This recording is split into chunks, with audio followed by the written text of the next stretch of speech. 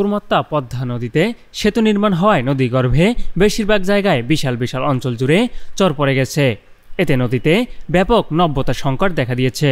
এর ফলে বর্ষার ভরা মৌসুমেও পদ্মা নদীর সাথে সংযোগ সব খালে পানি না আসায় শাখা নদী ও খালগুলো শুকিয়ে মৃতরূপে পরিণত হয়েছে। পদ্মা নদীর অববাহিকায় থাকা মুন্সিগঞ্জ জেলার শ্রীনগর ও লৌহজং উপজেলা সহ নদীর তীরবর্তী অঞ্চল মরুভূমিতে পরিণত হচ্ছে।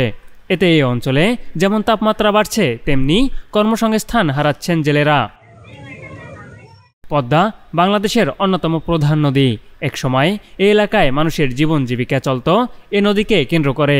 ঢাকার দোহার, মুন্সিগঞ্জের শ্রীনগর ও লৌহজং উপজেলার অঞ্চলে পদ্মা নদী গর্ভে বিশাল বিশাল এলাকা জুড়ে চর পড়ে ধুধু মরুভূমি রূপ নিয়েছে।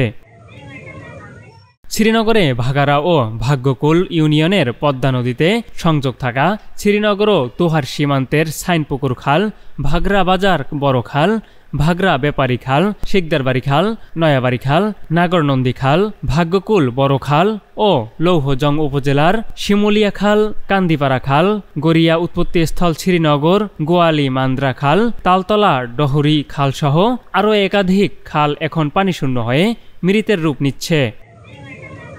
এছাড়াও স্থানীয়রা একাধিক খাল মাটি ভরাট করে দখল করে নেয়। তাছাড়া অনেক খাল কালের গর্ভে বিলীন হয়ে গিয়েছে। জানা যায়, একসময় এই সব খাল দিয়ে বড় বড় লঞ্চ, স্টিমার, ছোট খালগুলো দিয়ে ঘাসি, গয়না ও ডিঙ্গি নৌকা চলাচল করত। পদ্মা নদী দিন দিন পানিশূন্য হয়ে যাচ্ছে। শুষ্ক মৌসুমে মাইলের পর মাইল বালুর চর জেগে উঠেছে। শ্রীনগর উপজেলার ভাগড়া ও ভাগ্যকুল ইউনিয়নের বিশাল অঞ্চলে শুকনো চর জেগে উঠেছে। পদ্মা সেতুর বেশ কয়েকটি পিলারের নিচে চর জেগে উঠেছে।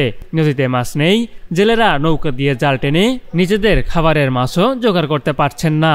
ফলে পদ্মা নির্ভর জেলেদের জীবিকা এখন হুমকির মুখে।